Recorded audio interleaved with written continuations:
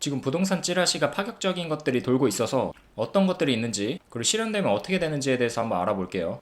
첫 번째는 조정지역 부활입니다. 마포, 성동, 과천, 분당 해가지고 1급지는 아닌데 1.5 상급지에 해당되는 곳들이 조정지역 재지정 요건에 충족됐다고 하고요. 이 재지정 요건이라고 하면 최근 3개월간의 상승률이, 집값 상승률이 물가 상승률보다 높으면은 요건 충족이 되는 거거든요. 지금 그런 상태에 있어가지고 이런 것들이 조정지역으로 지정될 수 있는 상태이다 라는 얘기들이 나오고 있습니다. 더 나아가서는 토어제로 지정이 될 수도 있는 거고요. 토어제가 더 심한 규제이죠.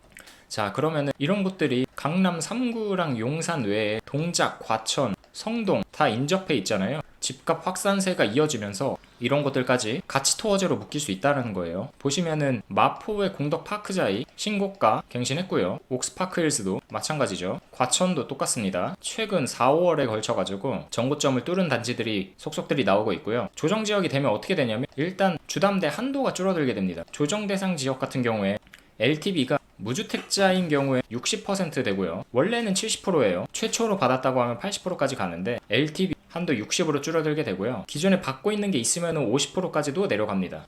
그러니까 이 말은 뭐냐면 내가 원래 목표를 했던 단지가 있으면 한 급지 더 낮춰가지고 이사를 가야 된다라는 거예요. 매매를 해야 된다라는 거죠. 원래 마용성을 가고 싶었는데 동작, 영등포, 강동으로 밀려난다라는 거죠. 자, 조정 대상 지역이 되면 양도소득세 중과가 이루어집니다. 2주택자가 되는 순간부터 양도세 중과가 돼요. 그러니까 투자 수익률이 떨어진다라는 거죠. 지금 중과 유예가 내년 5월까지 돼 있는데 민주당의 입장은 유예가 아니라 이 조건 없애고 그냥 중과시키자는 거거든요. 그러니까 내년 5월에 심하면 진짜 폐지될 수도 있어요. 그럼 이제 양도세 중과 되는 겁니다. 수익률은 떨어지겠죠. 그리고 비과세 받으려면 반드시 실거주를 해야 되고요. 지금은 그냥 보유만 해도, 그러니까 강남 3구 용산 외에는 규제 지역이 없으니까 보유만 해도 비과세 받을 수 있는데 이제 조정 대상 지역 되면은 실거주까지 해야 되는 거고요. 투자 수요는 좀 제한을 받을 수 있겠죠. 왜냐면 갭투를 해도 내가 그 단지, 매매한 단지를 비과세 받으려면 내가 살아야 되는데 돈이 없으면 직접 입주를 못 하니까 비과세도 못 받게 되는 거고요. 그러니까 이런 제한들이 좀 있습니다. 21년에 규제 지역들이 어마어마했거든요. 그러니까 투기과열지구 제외하고 조정 대상 지역만 전국에 111개였습니다. 그러니까 말이 안 됐어요.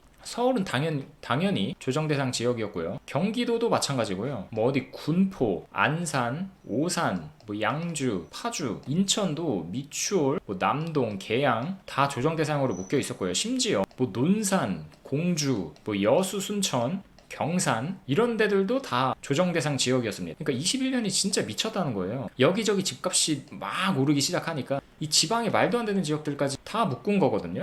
그러니까 투자 수요가 전국적으로 막 엄청 났다라는 거죠. 자, 2020년, 21년에도 조정 대상 지역으로 묶여있지 않았던 곳들, 이건 외담이지만 매력이 좀 떨어지는 단지들이겠죠. 지역들이겠죠. 그때 온 국민이 다 투자하던 시기인데 그때도 뭐 힙합으로 말하면 샤라웃을 못 받을 지역들은 평소에는 어떻다는 거예요. 아예 관심이 없다라는 거죠. 이때도 관심 못 받았으면 말 다 한 거죠. 아무튼 심하면은 다시 이렇게까지 원복될 수도 있고요. 지금 일단 얘기 나오는 거는 마포, 용산, 아니 용산 말고 마포, 성동, 과천, 뭐 분당 이런 곳 지금 언급이 되고 있습니다. 보시면 가운데에서 점점 확산되거든요. 서울에서 주요 경기권으로 확산이 되고, 그리고 여기서 더 나아가서 집값이 계속해서 상승하니까 지방까지도 이렇게 규제 지역으로 다 지정이 되기 시작한 거거든요. 집값 확산세가 수도권에서 쫙 이렇게 온 거예요. 그러면서 풍선 효과가 발생을 한 거죠. 자, 비규제 지역, 뭐 김포, 파주 비규제 지역이었는데 서울 주요 대부분이 규제 지역으로 묶여 있다 보니까, 아니 서울 전역이었죠. 그러니까 비규제 지역으로 투자 수요가 옮겨간 거예요. 그래서 이런 곳들의 집값 상승률이 갑자기 기하급수적으로 늘기 시작했고,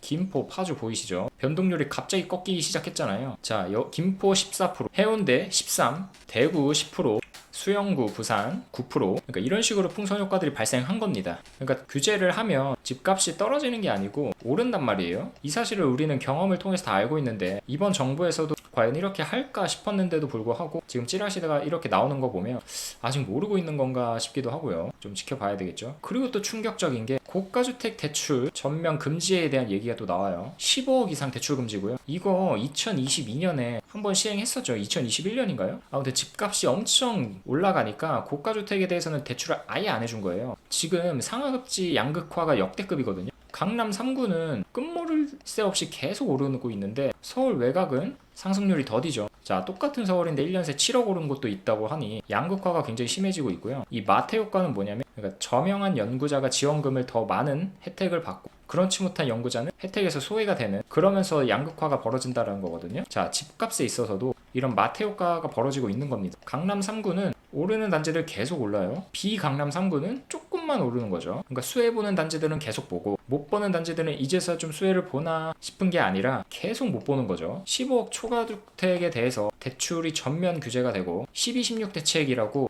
이것도 그 당시에 9억 이상도 묶었거든요. 그러니까 조정 대상 지역 중에서 9억을 초과하게 되면 대출 30%만 나오고요. 9억 이하는 50%가 나와요. 그러니까 LTV 60%에서 더 줄어들게 된 겁니다. 그러니까 지금 이런 추세로 갈 수 있어요. 조정 대상 지역 얘기 나오죠. 15억 대출 금지 얘기 나왔어요. 그 다음 스텝 어떻게 될까요? 9억 이상 묶는 얘기 나옵니다. 지금 조정 대상 지역 되면 대출 60% 나오는데 9억 초과되면 30%로 줄어들거든요. 그러니까 이때는 뭐 예시였으니 뭐 이거랑 비슷하게 또 줄일 수 있다라는 거죠. 다주택자의 양도세 당연히 중과되는 거고. 그러니까 지금 이렇게 정해진 스텝대로 갈 수 있다라는 겁니다. 우리는 경험치로 다 알고 있어요. 그러니까 예의주시해야 된다라는 거죠. 그때 당시에 어떻게 됐냐면, 규제하고 나서 대출이 아예 빵으로 줄어들었거든요. 15억 이상. 규제 전에는 15억 이상 대출도 계속해서 나왔죠. 규제하고 나서는 15억 이상 대출 안 나왔죠. 자, 어떻게 됐냐면 15억 초과 아파트들, 이때는 규제 전에는 9% 거래 비중을 차지했는데 4%로 쪼그라들게 되고요. 반면 어디가 수혜를 보냐, 6억에서 9억 단지들 거래량이 급격히 늘어나요. 이쪽으로 거래량이 쏠렸다는 거죠. 투자자들 다 이쪽으로 결집됐다라는 거예요. 이건 또 왜 그럴까요? 그때 당시에 15억 대출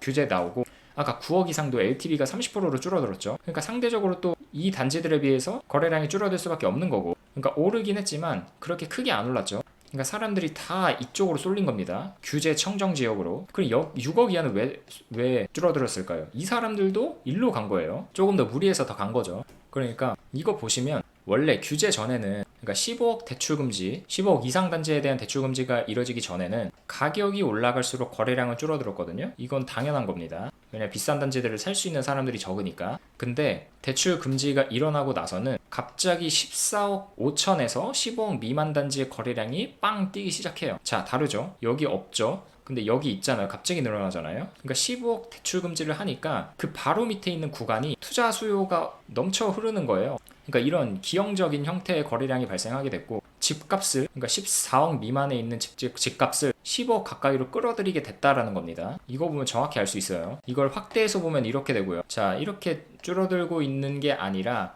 갑자기 여기만 빵 뛰잖아요. 이렇게 줄어들잖아요. 그러니까 여기로 투자자들이 몰렸다는 거고, 네.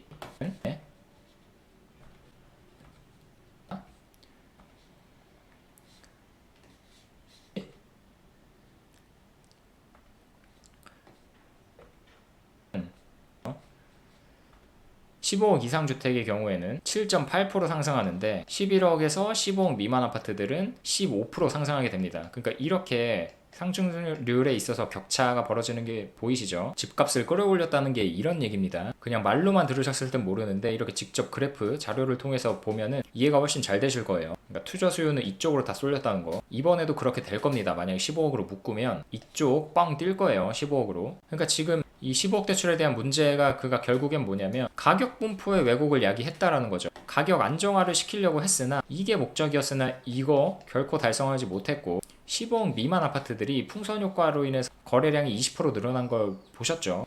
갑자기 이렇게 늘어나고요. 그리고 15억 미만의 가격 상승률이 15억 이상에 비해 급격히 커지게 됩니다. 15%대 7% 아까 보셨죠? 여기가 2배 가까이 상승률이 더 높게 나타나게 됩니다. 그전에는 비슷했어요. 이렇게.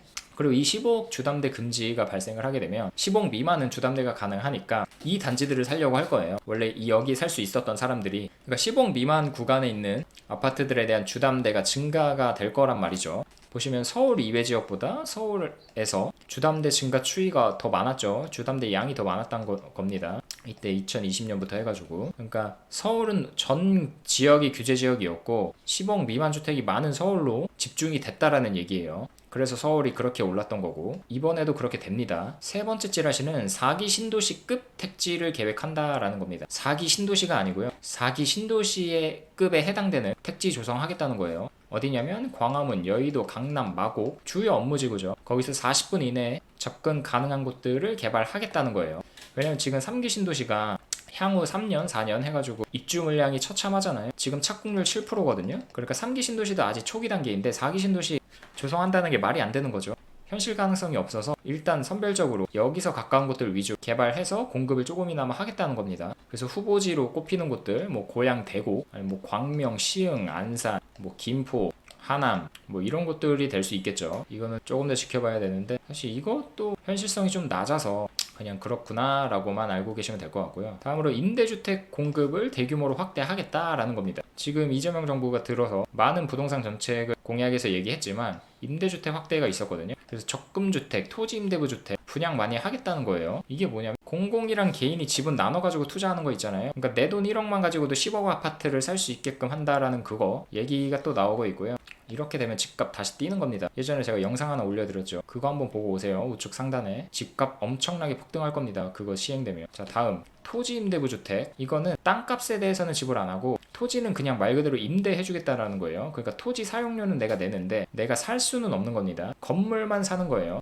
그러니까 분양 가격은 절반이 되겠죠. 예를 들어 4억짜리 건물이 있다라고 하면 4억짜리 부동산이 있다고 하면 토지 2억이고 건물 2억이겠죠. 토지 2억에 대해서는 내가 돈을 안 내니까 2억 원을 주고 사는 거고요. 토지 2억에 대해서는 뭐 임대료 형태로 돈을 지급을 하는 겁니다. 그러니까 이런 식으로 공급하겠다는 거고. 근데 이거는 절대 투자하시면 안 돼요. 투자 가치가 없습니다. 건물은 언젠간 망가져요. 땅이 있어야 됩니다. 땅을 사셔야지 건물을 사시면 안 되는 거예요. 많은 분들이 착각하고 계시는데 삐까번쩍한 건물이 중요한 게 아닙니다. 그 건물이 점유하고 있는 땅을 소유의 가치가 있는 거예요. 아무튼 이런 분양주택, 공공주택, 임대주택 확대한다라고 하고요. 시점은 이제 7월달에 DSR 규제 시행하고 9월달에 새 국토부 장관이 이미 임명이 되어 있겠죠. 부동산 대책을 발표하겠다는 겁니다. 추석 전에 말이죠. 어디까지나 뭐 다 찌라시긴 한데 시행이 되면 급격한 변화가 예상이 되고요. 제발 안 되었으면 하는 바람입니다. 그만큼 파격적인 정책들이기 때문에 집값 상승시키고자 하는 의지가 있다면 시행을 하셔야 되고요. 잡겠다는 생각이 있으면 시행하면 안 되는 겁니다. 우린 경험으로 다 배웠어요. 그럼 오늘 방송 여기까지 하겠습니다. 감사합니다.